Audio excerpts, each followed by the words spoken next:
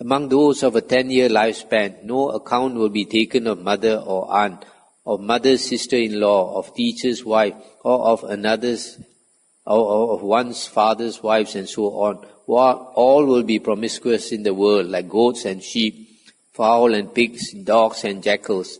Among them, fierce enmity will prevail one for another, fierce hatred, fierce anger, and thoughts of killing, mother against child and child against mother, father against child and child against father, brother against brother, brother against sister, just as the hunter feels hatred for the beast he stalks. And for those of a 10-year lifespan, there will come to be a short interval of 7 days, during which they will mistake one another for wild beasts. Sharp swords will appear in their hands, and thinking there is a wild beast, they will take each other's lives with those swords. But there will be some beings who will think, let us not kill or be killed by anyone. Let us make for some grassy thickets or jungle recesses or clumps of trees, for rivers hard to ford or inaccessible mountains, and live on roots and fruits of the forest. And this they will do for 7 days. Then at the end of the 7 days they will emerge from their hiding places and rejoice together of one accord, saying, good beings, I see that you are alive. And then the thought will occur to those beings, it is only because we became addicted to evil ways that we suffered this loss of our kindred. So let us now do good. What good thing can we do? Let us abstain from the taking of life. That will be a good practice. And so they will abstain from the taking of life. And having undertaken this good thing, will practice it. And through having undertaken such wholesome things or states, they will increase in lifespan and beauty. And the children of those whose lifespan was 10 years will live for 20 years. Stop here for a moment. So, when people's lifespan 10 years old, there are certain times when there is a short interval of 7 days when they think that other human beings are wild beasts and they kill each other. This reminds me of some people, they go hunting, they go shooting wild boar very often. Those who go hunting very often, after some time, something will happen. Sometimes when they mistake their friends for the wild boar and they shoot their friend, they honestly see their friend as a wild boar and they shoot and kill their friend. This is because of karma. Because this world is all created by consciousness, so it can change according to the mind, because the mind creates the world. So if the mind is evil, then these things can happen. So in the same way, these people, for 7 days they kill each other, and then there are some people who get frightened and then run off to hide. And after hiding, they come out from the hiding place, then they see those their friends are still alive. Then they are very happy, and then they realize that they did not kill, so they are alive, so they keep the precept of not taking life. Then it will occur to those beings, it is through having taken to wholesome practices that we have increased in lifespan and beauty. So let us perform still more wholesome practices. Let us refrain from taking what is not given, from sexual misconduct, from lying speech, from slander, from harsh speech, from idle chatter, from covetousness, from ill will, from wrong views. Let us abstain from 3 things: incest, excessive greed, and deviant practices. Let us respect our mothers and fathers, ascetics and Brahmins, and the head of the clan, and let us persevere in these wholesome actions. Stop here for a moment. So just now we just heard these things that they want to do are actually the 10 wholesome practices. First one, not to kill. Second, not to take what is not given. 3, not to engage in sexual misconduct. Number 4, not to lie. Number 5, not to slander. Number 6, not to use harsh speech. Number 7, refrain from idle chatter. Number 8, from covetousness. Number 9, from ill will. And number 10, from wrong views. And so they will do these things, and on account of this, they will increase in lifespan and in beauty. The children of those whose lifespan is 20 years will live to be 40. their children will live to be 80, their children to be 160, their children to be 320, their children to be 640. The children of those whose lifespan is 640 years will live for 2,000 years, their children for 4,000, their children for 8,000, their children for 20,000. The children of those whose lifespan is 20,000 years will live to be 40,000, and their children will attain to 80,000 years. Among the people with an 80,000 year lifespan, girls will become marriageable at 500, and such people will know only 3 kinds of disease: greed, fasting, and old age. And in the time of those people, this continent of Jambudvipa, that means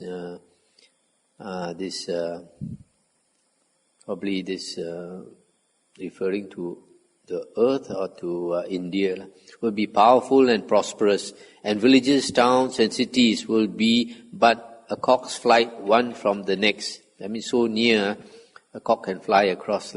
This Jambudvipa, like Avicii, will be as thick with people as the jungle is thick with reeds and rushes. At that time, Varanasi of today will be a royal city called Cakkavatti, powerful and prosperous, crowded with people and well supplied. In Jambudvipa there will be 84,000 cities, headed by Cakkavatti as the royal capital.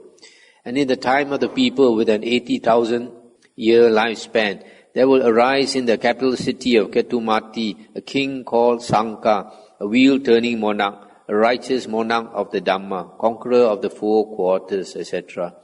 And in that time of the people with an 80,000 year lifespan, there will arise in the world a blessed Lord, Arahant Sammasambuddha, named Mettiya, endowed with wisdom and conduct, a well-farer, knower of the worlds, incomparable trainer of men to be tamed, teacher of gods and humans, enlightened and blessed, just as I am now. Stop here for a moment. So here the Buddha is predicting that the next Buddha will appear when people's lifespan is 80,000 years long.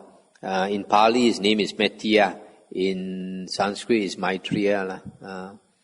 He will thoroughly know by his own super knowledge and proclaim this universe with its devas and maras and brahmas, its ascetics and brahmins, and this generation with its princes and people, just as I do now. He will teach the Dhamma, lovely in its beginning, lovely in its middle, lovely in its ending, in the spirit and in the letter, and proclaim, just as I do now, the holy life in its fullness and purity. He will be attended by a company of thousands of monks, just as I am attended by a company of hundreds. Then King Sanka will re-erect the palace once built by King Mahapanada, and having lived in it, will give it up and present it to the ascetics and Brahmins, the beggars, wayfarers, the destitute. Then shaving off hair and beard, he will don yellow robes and go forth from the household life into homelessness under the supreme Buddha Mettiya. Having gone forth, he will remain alone in seclusion, ardent, eager and resolute, and before long he will have attained in this very life, by his own super knowledge and resolution, that unequalled goal of the holy life, for the sake of which young men of good family go forth from the household life into homelessness, and will abide therein. Monks, be islands unto yourselves, be a refuge unto yourselves, with no other refuge. Let the Dhamma be your island, let the Dhamma be your refuge, with no other refuge. And how does a monk dwell as an island unto himself? Here a monk abides contemplating body in body, ardent, clearly aware and mindful, having put aside hankering and fretting for the world. He abides contemplating feelings in feelings, mind in mind, Dhamma in Dhamma, ardent, clearly aware and mindful, having put aside hankering and fretting for the world. Keep to your own preserves, monks, to your ancestral haunts. If you do so, your lifespan will increase, your beauty will increase, your happiness will increase, your wealth will increase, your power will increase. And what is the length of life for a monk? Here a monk develops the basis of psychic power, which is concentration of intention, accompanied by effort of will. And then concentration of energy, concentration of consciousness, concentration and investigation, all accompanied by effort of will. By frequently practicing these 4 bases of psychic power, he can, if he wishes, live for kappa, aeon, or world cycle, or the remaining part of a kappa. That is what I call length of life for a monk. And what is beauty for a monk? Here a monk practices right conduct, is restrained according to the Vinaya, is perfect in behavior and habits, sees danger in the slightest fault, and trains in the rules of training he has undertaken. That is beauty for a monk. And what is happiness for a monk? Here, a monk detached from sense desires enters the first jhana, second, third, fourth jhana. That is happiness for a monk. And what is wealth for a monk? Here a monk, with his heart filled with loving kindness, dwells suffusing one quarter, the second, the third, the fourth. Thus he dwells suffusing the whole world, upwards, downwards, across, everywhere, with a mind filled with loving kindness. Metta, abundant, unbounded, without hate or ill will.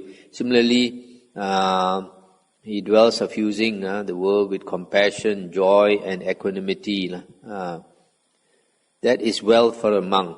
And what is power for a monk?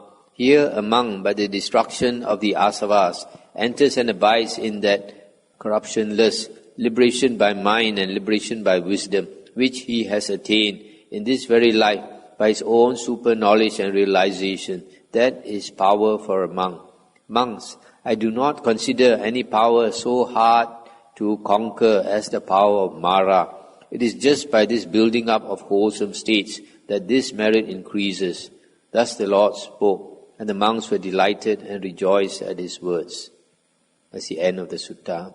So this last part, the Buddha says, I do not consider anything so hard to conquer as the power of Mara. This Mara, I think, does not refer to Mara in heaven, but Mara referring to the Mara inside us, the defilements inside us, greed, hatred, and delusion, and all other states associated with that.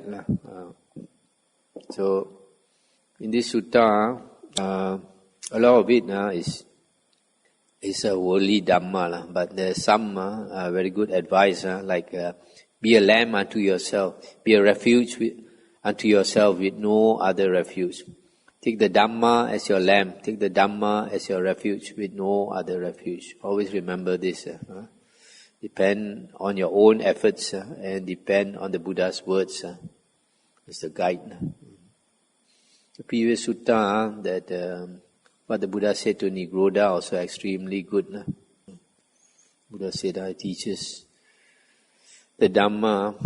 There are Nirodha, unwholesome states that have not been abandoned, tainted, conducive to rebirth, fearful, productive of painful results in the future, associated with birth, aging and dying.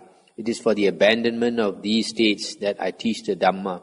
If you practice accordingly, these tainted states will be abandoned, and the states that make for purification will develop and grow, and you will attain to and dwell in this very life by your own insight and realization in the fullness of perfected wisdom. Such good advice from the Buddha. Anything to discuss? You said that only enlightenment among story unwholesome thoughts only. I thought that would be second jhana.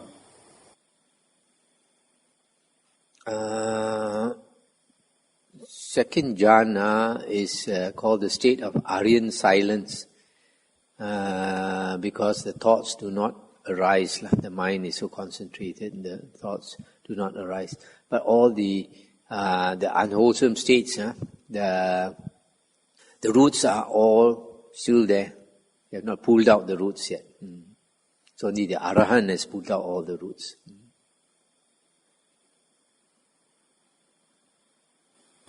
I want to ask a question about that.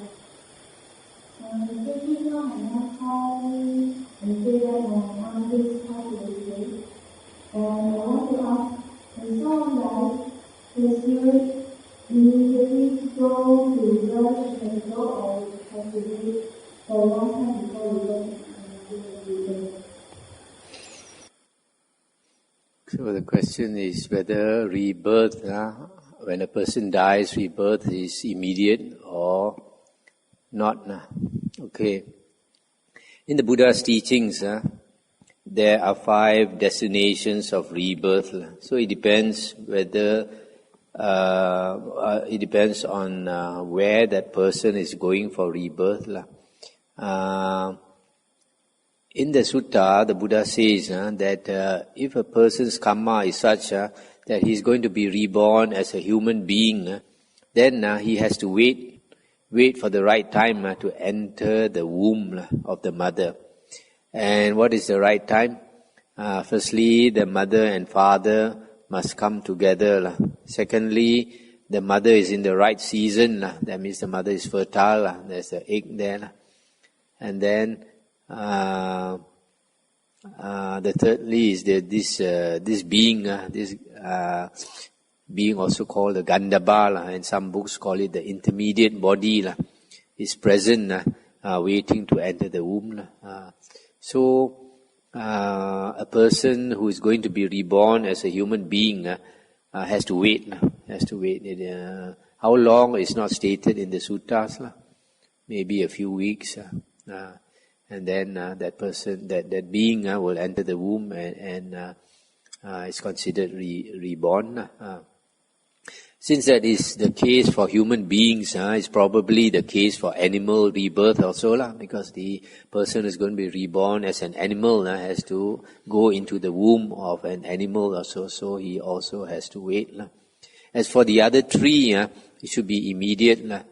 There is a sutta where it is mentioned that if a being's karma is so bad that on dying he has to go to hell, then the hell beings will come up and drag him down to hell. So that is immediate. The hell beings are not going to wait for him to take a holiday. So I have met somebody who told me that the father saw these beings waiting for him just a few days before dying, and so that is hell rebirth. And rebirth in the ghost realm should also be immediate. I've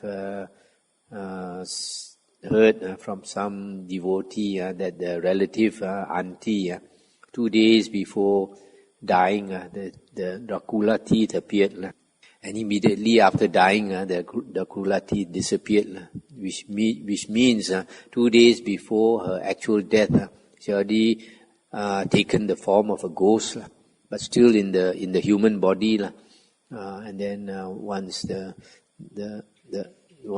person died, then the ghost form also disappeared. And then heaven rebirth, there are some people who are reported to have to remember their previous life, and then they said when they were dying they saw this chariot from heaven come down to bring them up to heaven. So that would also be immediate. So for heaven rebirth is immediate, for ghosts and for hell rebirth, these 3 are immediate. Whereas for human rebirth and animal rebirth, they have to wait. Okay.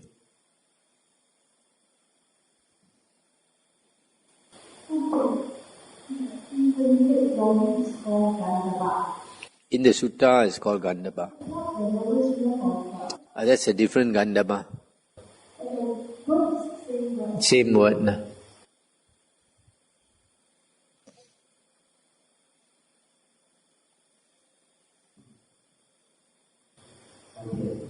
We were mentioned that people come to meditation, they want different kind of things, for example, jhana and jnana.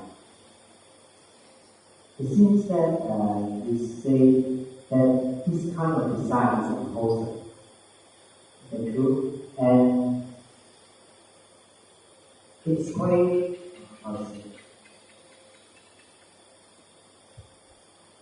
and if we have a desire for getting achievement in the spiritual life, would that fall into unwholesome things?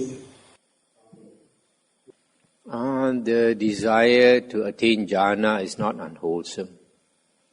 But if the desire is too strong, then the person cannot get.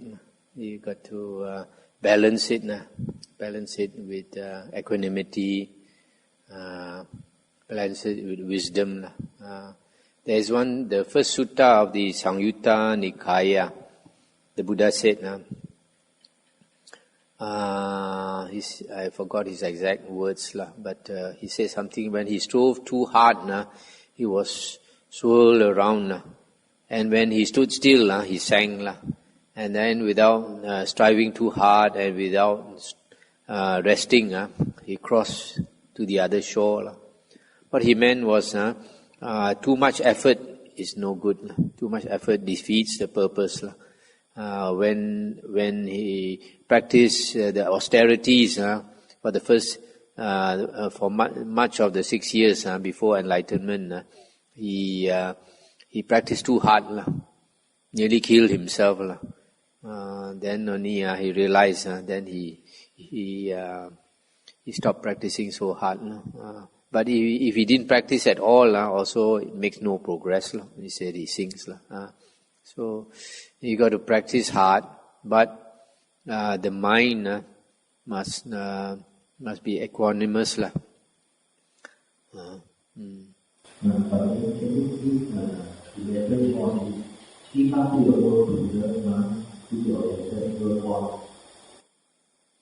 This one I mentioned before. The Buddha says, he's telling the monks to keep to your ancestral horns, referring to the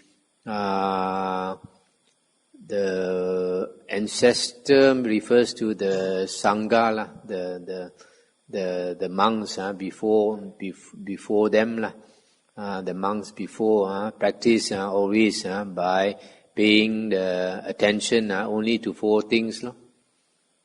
These 4 objects of sati.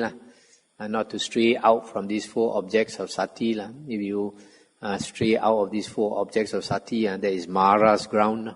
Mara will catch you. Okay. This part also very good. The Buddha said, monks, I do not consider any power so hard to conquer as the power of Mara. It is just by this building up of wholesome states that this merit increases. So, Mara is extremely strong.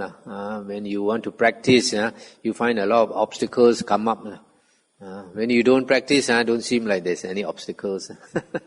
The more you want to practice, the more obstacles come up. So it's a test of sincerity. There are some people, they want to renounce, and when they start telling people, or telling their relatives or friends, more obstacles come up.